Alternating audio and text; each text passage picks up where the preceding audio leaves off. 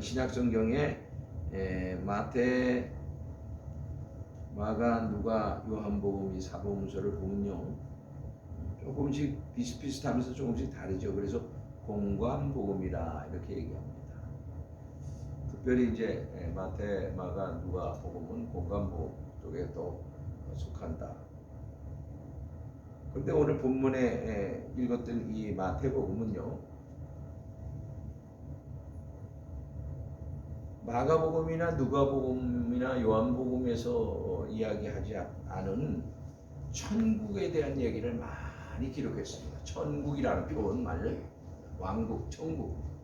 근데 그럼 마가복음이나 누가복음이나 요한복음에서 뭘 얘기를 하냐? 하나님 나라에 대해서 얘기해요. 이게 조금 다른 겁니다. 여러분, 천국의 얘기가 마태복음 5장서부터 나오죠. 심령이 가난한 자는 복이 있나니 천국이 저희 것이며, 그죠? 네. 그리고 5장 10절에 가서 의를 위하여 핍박을 받는 자는 복이 있나니 천국이 저희 것임이라. 이 10절은 실제로 우리가 주님을 영접해서 가는 그 나라 천국을 말하고, 1장 3절에 나오는 천국은 심령 천국을 이야기합니다. 근데 오늘 본문에 보니까 어떤 청년이 영생을 문제를 가지고 주님 앞에 나와서 묻습니다. 이 영생에 대한 문제, 무슨 선한 일을 하여야 영생을 얻으리까? 이렇게 묻습니다. 예수님께서 이렇게 대답하면, 선한 일을 내게 묻느냐? 선한 이는 오직 한 분이시니라. 내가 생명에 들어가려면 계명들을 지키라. 이르시되 어느 계명이 오니까? 예수께서 이르시되 살인하지 말라, 가늠하지 말라, 도둑질하지 말라, 거짓 증언하지 말라, 내 부모를 공경하라, 내 이웃을 내 자신같이 사랑하라. 청년이 이 소리를 다 들은 다음에, 제가 그건 다 지켰습니다. 근데 무엇이 부족합니까? 이렇게 반문합니다. 그러니까 내가 온전하고 잘진 데는 가서 내 소유를 팔아 가난한 자들에게 주라. 그리하면 하늘에서 보화가 내게 있으리라. 그리고 와서 나를 따르라 하시니라. 영생의 문제, 영생은 우리가 잘 알고 있죠. 요한복음에서 가서 기록된 말씀을 보고, 요한복음 17장 3절 말씀에 보면은 뭐라고 기록했느냐? 영생은 곧 유일하신 참 하나님과 그의 보내신 자 예수 그리스도를 아는 것이니라. 이렇게 기록하고 있습니다. 근데 오늘 본문에서 보면, 오늘 본문의 말씀도 어디하고 관련이 되느냐? 천국하고 관련이 있어요. 천국. 예. 마태복음 대부분 다 천국에 대해서 얘기하고 있어요.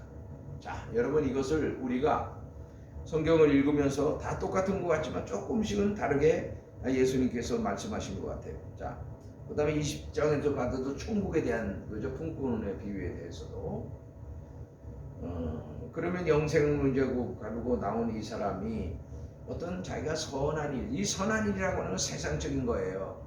선한 거, 남을 도와주는 거, 가난한 자를 돕는 것, 그죠? 없는 사람들에게 자비를 베푸, 이런 것들이잖아, 선한 일. 이게 선한 일이라는 것은 자기 자신을 나타내는 일이에요. 남을 도와준다고 하는 것은 지금 어렵고 힘든데도 불구하고 연탄은행에 연탄이 그렇게 많지 않다 그래요. 기부하는 거죠, 연탄은행에. 그래서 가서 또 돕고 연탄을 배달해주고 이런 일에 동참하는 그런 대학생들도 있고 사람들이 있습니다. 그렇다면 오늘 이 영생 문제를 가지고 나오는 그를 향해서 예수님께서는 다 네가 생명에 들어가려면 율법을 지키라, 그런 말씀하시는 것 같습니다. 저는 다 지켰는데요, 네가 정말 온전하고 잘진데 내 소유를 다 팔아, 그리고 가난한 자에게 나눠줘라. 그러니까 그 청년이 부자였던 것 같아요. 이게 부자라고 하는 개념을 언제도 잠깐 제가 말씀드린 것 같죠. 부자는 어떤 사람이 부자냐? 잘 사는 사람이 부자가 아니라는 거예요. 그건 개념이 틀려요. 부자는 돈 많은 사람이야. 돈은 많은 사람은 부자라고 해요. 자, 오늘 우리가 생활의 삶 속에서 일어나는 일들이 하나님의 말씀도 그 말씀을 하시는 거예요. 왜 그래 하면 하나님께서 천지만물을 창조하시고 사람 마지막 날 지으셨잖아요. 천지만물의 시작 끝은 하나님께서, 생명의 근원이 되신 하나님께서 우리를 지으셨다는 거예요. 중요한 것이죠. 그러니까 천지만물을 창조하신 이유는 바로 우리들에게 그 천지만물에 대한 모든 것을 다스리라, 생육하라, 번성하라, 땅에 충만하라, 우리에게 주시기 위한 것이라는 거예요. 천지 만물을 창조하신 그 뜻은, 의미가. 그러다 그런데 그 하나님의 뜻을 저버렸어요. 불순종의 죄를 지음으로 말미암아 하나님께서 지으신 그 정말 하나님의 선, 거룩, 선이라고 하는 그 선이라고 하는 그 말뜻 안에는요 담겨져 있는 그 의미들이 있습니다. 뭐 거룩하다든가 기름지다든가 보배롭다든가 뭐 이런 어떤 의미가 담고 있어요. 자, 그래서 오늘 우리는 정말 천국에 우리의 목적이 뭡니까? 천국에 들어가는 거예요. 구원받고 천국에 들어가는 거예요. 근데 천국에 들어가는 데 있어서는 그냥 아무나 그냥 들어가는 것이 아니라 성경 말씀에 기록된 대로 우리가 인도함을 받지 않으면, 그렇게 살지 않으면 천국에 들어갈 수 없다고 하는 것을 말씀하고 있습니다. 오늘 본문은 우리가 많이 들었던 말씀인데 뭐 이거는 이제 율법적인 어떤 면에서 예수님께서 계명을 지키라 그런 거죠. 계명을 지키라. 어디에 들어가면? 생명에 들어가려면. 하나님 나라면 생명으로 가득 찼다는 것입니다.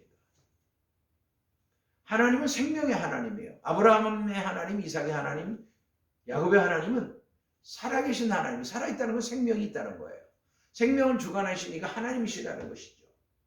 죽이고 살리는 권세가 하나님한테 있다. 죄를 사하는 권세가 예수님에게 있는 것처럼 그분들은 하나님이시잖아요. 그렇기 때문에 죽은 자도 살릴 수 있고, 그래서 하나님께서 우리들에게 주시는 이 천국의 개념이라고 하는 것은 생명이 살아 운동력 있게 역사한다는 겁니다. 생명은 죽은 것이 아닙니다. 그래서 하나님은 생명이 있는 곳에 관심이 있는 것이지 죽은 것에는 관심이 없어요. 여러분, 지금은 겨울입니다. 모든 산과 들의 모든 산천초목이 다 뭐예요? 다 지금 죽은 것처럼 다들 잎이 다 떨어지고 뿌리도 땀으로 감춘 채 다 죽은 것 같죠. 그러나 이른 봄이 되면 하나님께서 단비를 이른 봄에 주시는 그 단비를 주시면 모든 살아있는 생명체들이 어떻게 해요? 다 살아서 숨을 쉽니다. 모든 생명이 있는 것들은 다들 자라서 올라온다는 얘기예요. 생명은 어떤 색으로 표현하면 녹색이죠. 녹색, 생명이요. 그러니까 산천초목이 다 산과 들의 모든 것이 꽃이 피는 거 다 이게 생명이에요. 생명. 그런데 생명이 없는 곳에는 이른 비가 내리든 늦은 비가 내리는 그곳에는 뭐 더더욱 죽어지는 거야. 썩어지는 거예요. 거름 있잖아요. 낙엽이라든가 거름을 이렇게 보면 오래도록 묵히잖아요. 그게 썩는 것이잖아요. 자, 하나님은 우리들을 생명을 주셔서 그 생명 안에 살도록 허락하셨습니다. 그래서 생명이 있는 말씀으로 살아야 하나님 나라 백성으로 삶을 산다고 하는 전제가 하나님의 말씀입니다. 살아 있어야지, 생명이 있어야지만이 구원받는 거예요. 죽는다면 구원을 받을 수가 없는 거예요. 그래서 살아있는 동안 하나님 앞에 구원받기 위해서, 하나님 나라를 가기 위해서, 하나님 나라 백성 되기 위해서 우리가 애쓰고 힘써야 된다는 것을 성경은 우리들에게 말씀하고 있습니다. 그래서 살아계신 하나님께서 살아계신 예수님을 보내주셨어요. 그래서 예수님도 다시 죽으신 지 3일 만에 부활하셔서 다시 살아나셔서 가시면서 우리들에게 생명을 주시기 위해서 보혜사 성령을 우리들에게 보내주신 거예요. 예수님의 이름으로 보혜사. 그러니까 오늘 온통 세상은 생명으로 시작해서 생명으로 끝나는 겁니다. 그런데 사탄과 귀신과 마귀는 이 생명을 거부합니다. 생명을 주는 것 같지만은 내 말을 잘 들으면 생명을 주고 그렇지 않으면 죽여버립니다. 사업을 안 되게 만들어버리고.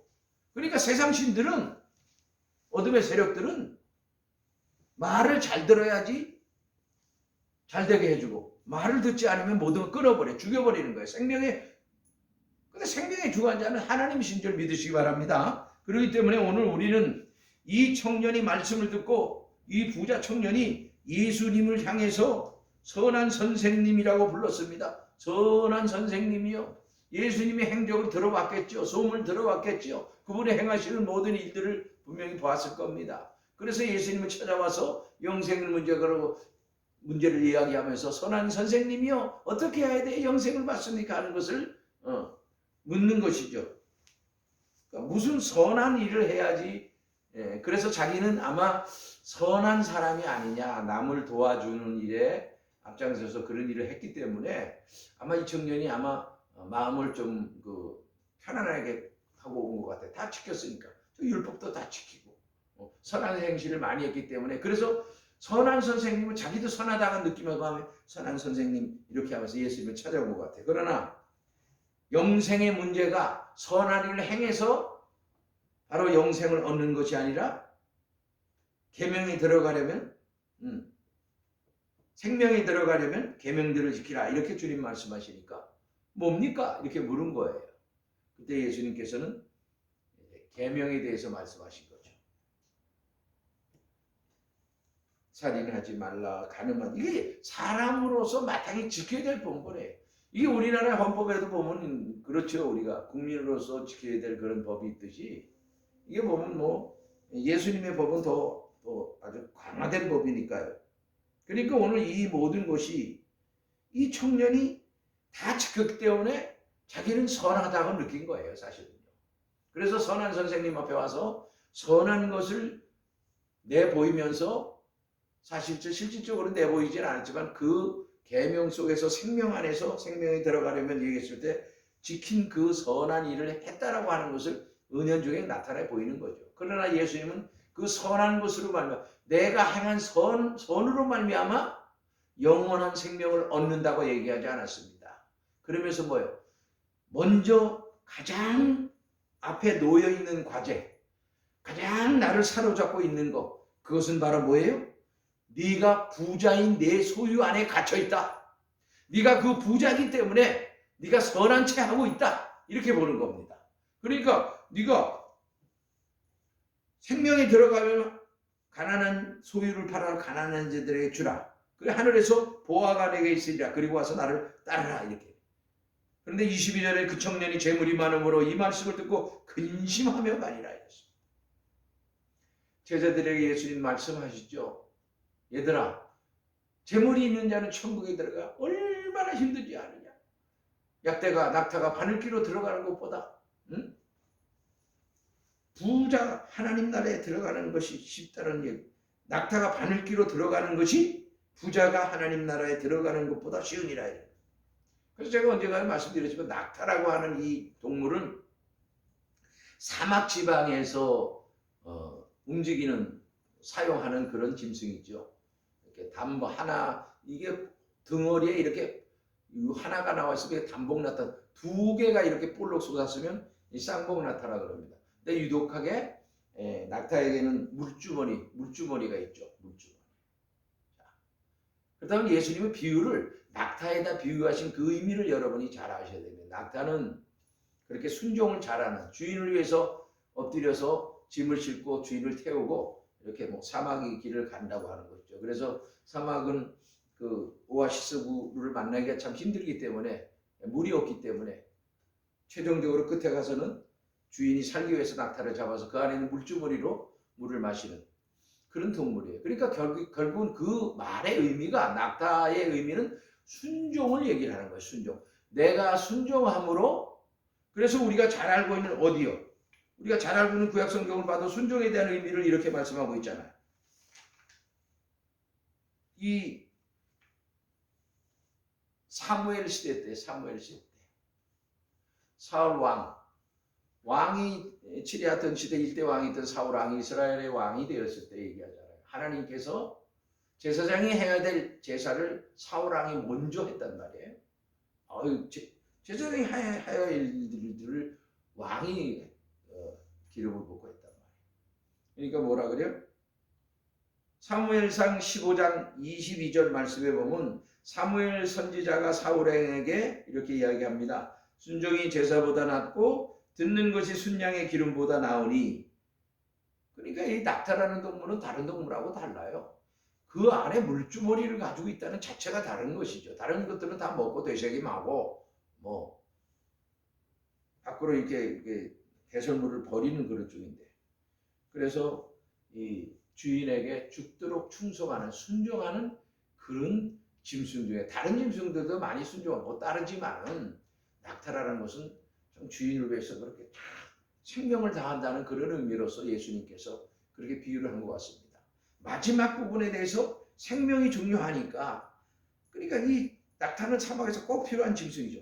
그래서 예수님께서 부자가 천국 들어가는 비유를 약대가 바늘귀로 들어가는 것이 더 쉽다고 하는, 그러니까 순종에 대한 어떤 의미로서 그렇게. 그러면 바늘귀가 적잖아요. 바늘귀는 뭐예요? 천국 문을 지칭하고 있거든요. 바늘귀가 작잖아요.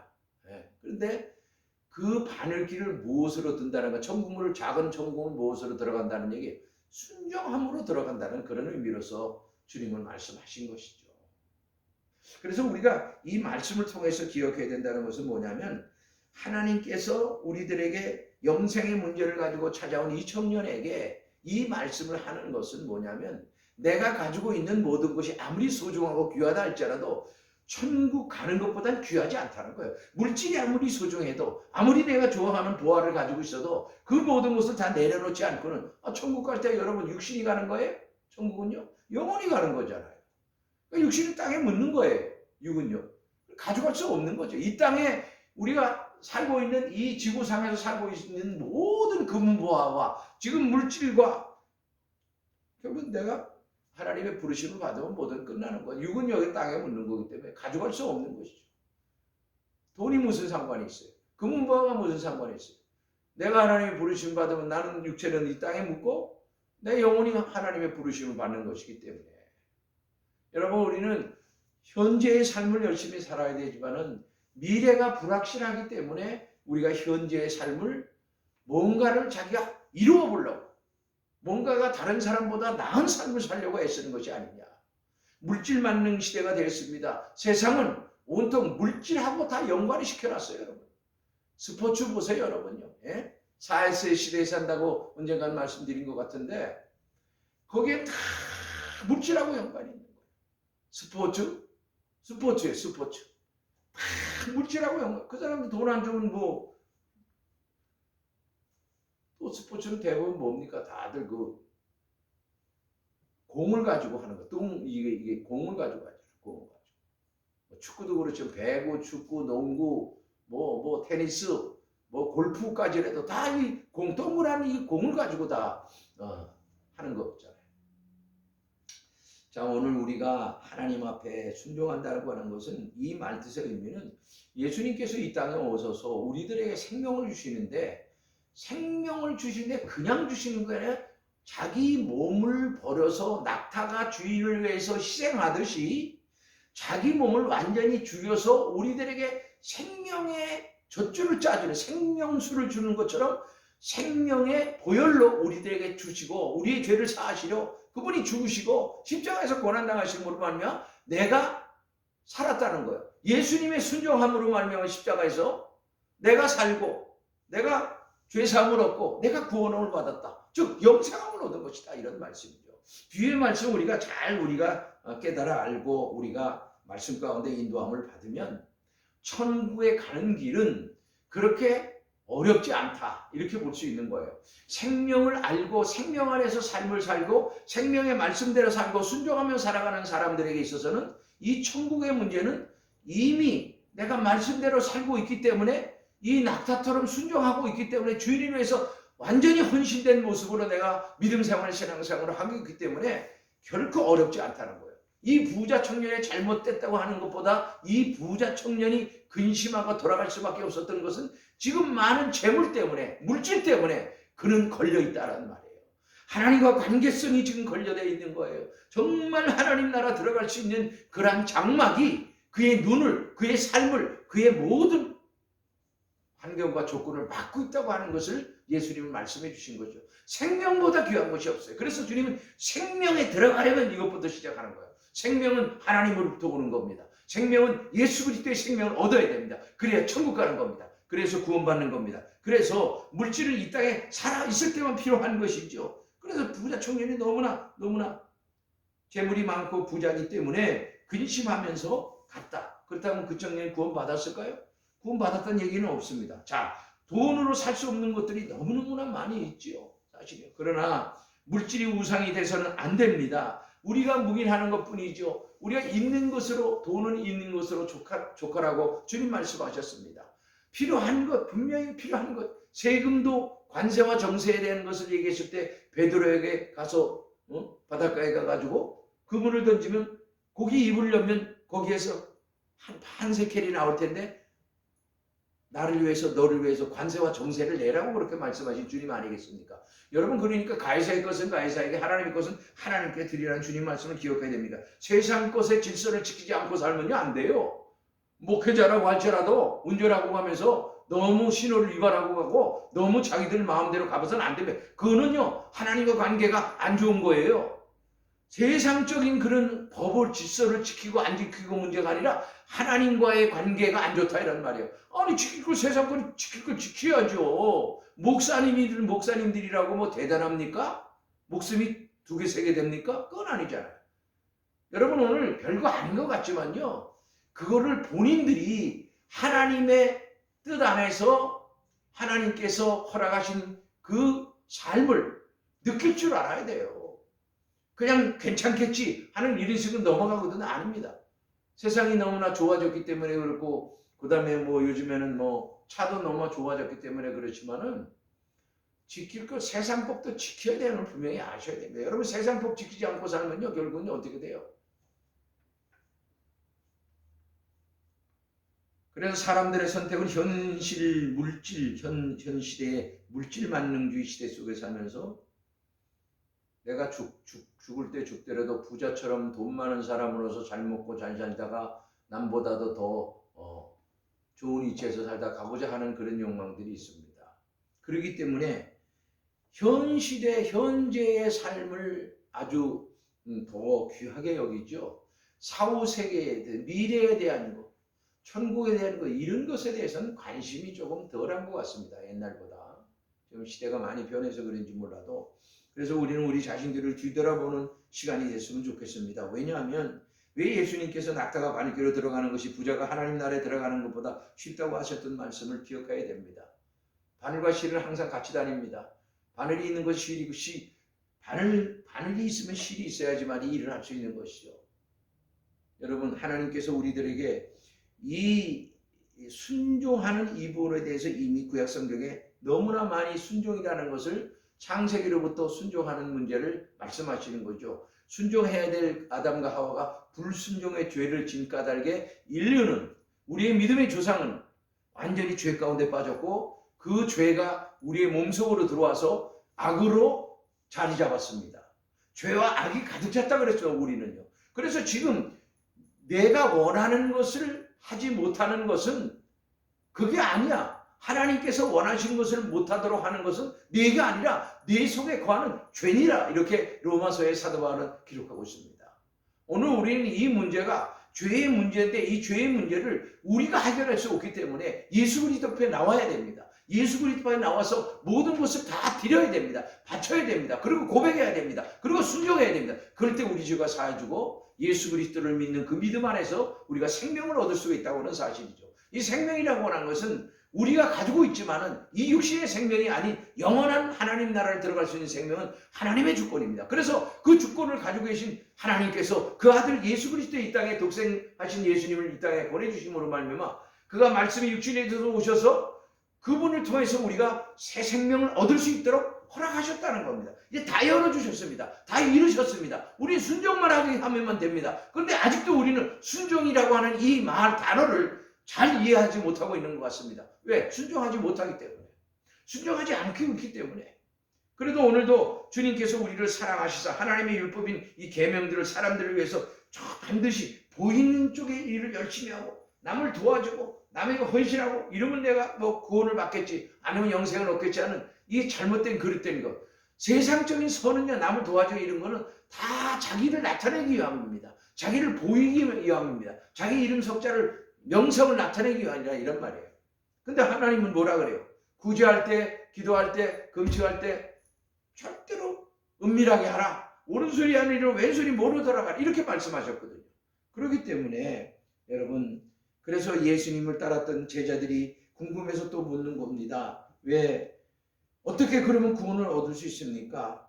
주님 말씀하십니다. 사람으로서 할 수 없다. 그러나 하나님으로서는 다 하실 수 있느니라. 이렇게 말씀하시고 그 다음에 거기에 또 베드로가 대답합니다. 예수님, 예수님, 우리가 모든 것을 버리고 주를 따르지 않습니까? 그러면 우리가 무엇을 얻습니까? 예수님이 이렇게 말씀하시죠. 28절에 보니까 내가 진실로 너희에게 이르노니 세상이 새롭게 되어 인자가 자기 영광의 보좌에 앉을 때에 나를 따르는 너희도 12보좌에 앉아 이스라엘 12지파를 심판해라.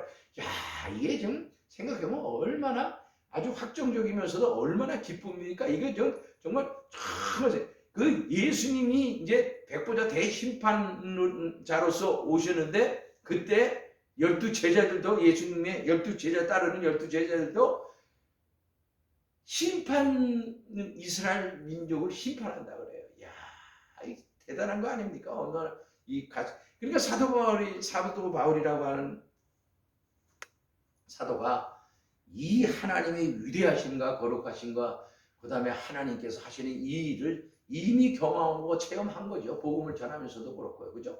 그러니까 사도행전 9장에 예수님을 영접한 뒤로서부터 그가 그 모진 고난과 고통과 고초를 당하면서도 예수 그리스도를 아는 지식 가장 고상함을 느꼈다 그러면서 자기가 가지고 알았던 지식은 배설물처럼 여기고 따라갔던 것이 바로 하나님의 영광을 바라본 것이 아니냐. 이 땅에 살아가면서 물거품처럼 없어지고 공기처럼 없어질 내 생명 때문에 하는 것이 아니라 영원하신 하나님, 영원한 생명을 주시고 영원한 하나님 나라를 우리에게 허락하신 그 하나님의 영광을 바라면서 달려갔다고 고백하는 것이 아니겠는가 이런 말이에요. 조금 힘들어도 조금 정말 안 돼도 애쓰고 힘쓰는 이런 모든 것 주님 앞에 맡기고 정말 구원의 삶을 이루기 위해서 생명을 다해서 달려갔던 사도 바울의 고백을 보면 정말 그는 의의 면류관이 기다리고 있다고 그러고 생명의 면류관이 그에게 준비했다고 하는 것을 보면 한 영혼 한 영혼을 위해서 눈물로 기도하며 3년 동안 가르치면서 눈물로 너희에게 가르쳤다고 하는 그런 고백도 하는 것을 볼 수가 있지 않습니까? 그가 얼마나 유대인에게 감언매를 40의 감언매를 5번씩이나 맞았고 강도에 광해에 우리가 그 잘 알고 있는 고린도후서 12 고린도후서 원래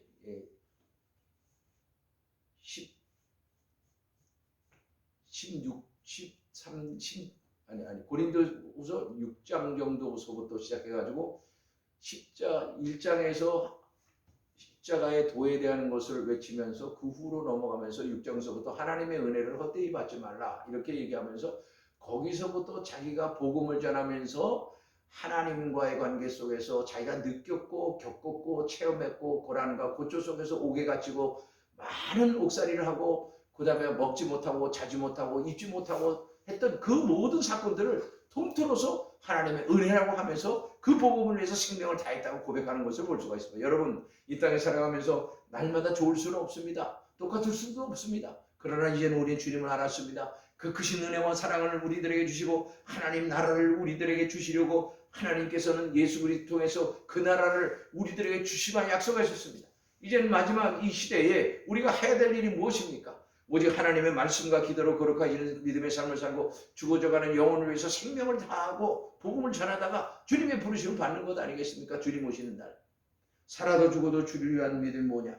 그래서 예수님이 제자들에게 얘기하잖아요. 세상이 새롭게 되어 인자가 자기 영광의 보좌에 앉을 때 나를 쫓는 너희도 12보좌에 앉아서 이스라엘 12지파를 심판하리라.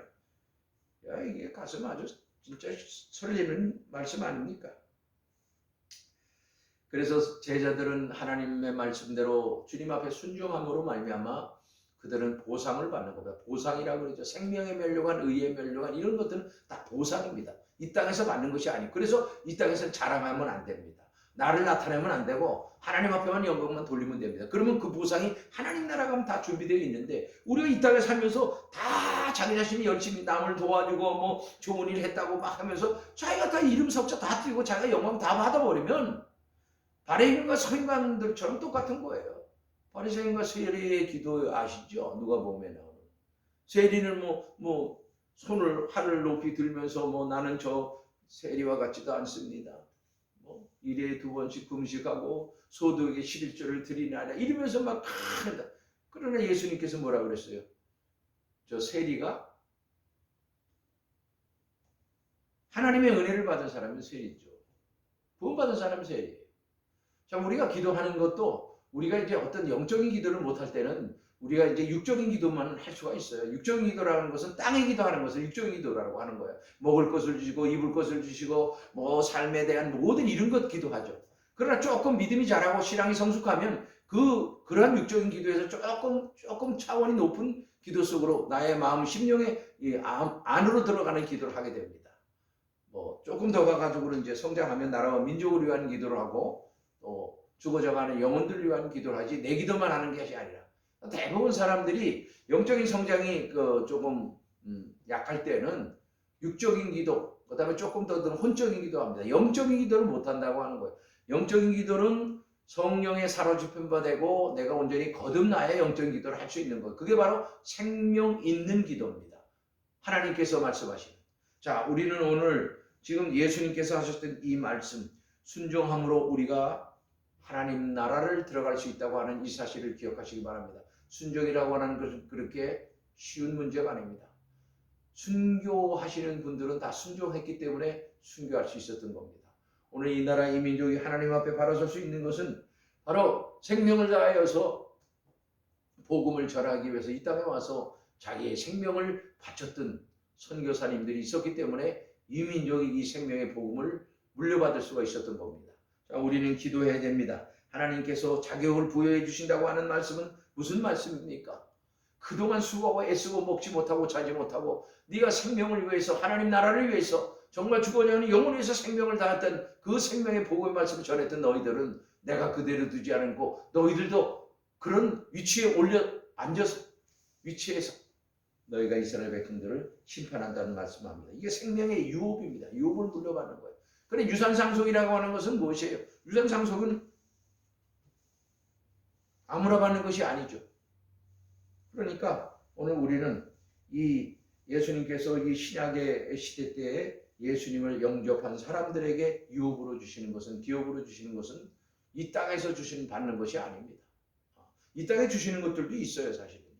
그러나 그보다는 하나님 나라에 예수님께서 가실 때 내가 가는 것이 유익이라 내가 가야 보혜사 성령을 보내주겠다 말씀하시면서 내가 가야 처소를 예비하러 가노니 처소가 예비되면 내가 다시 와서 너희를 나 있는 곳에도 데려간다고 하는 그 말씀이 그겁니다. 예수님이 신랑 되신 예수님께서 이제 재림의 주님이 오실 때 우리는 그 주님을 영접하기 위해서 공중 재림의 주님을 영접해야 됩니다. 우리는 순종해야 믿음 가운데 영생 가운데 살 수가 있습니다. 순종하는 믿음으로 이 한 주간도 사시고 순종하는 믿음으로 주님 뜻 안에 인도함 받는 여러분들의 삶이 되시기 주님의 이름으로 축원드립니다. 기도하겠습니다. 하나님 아버지 감사합니다. 오늘도 우리에게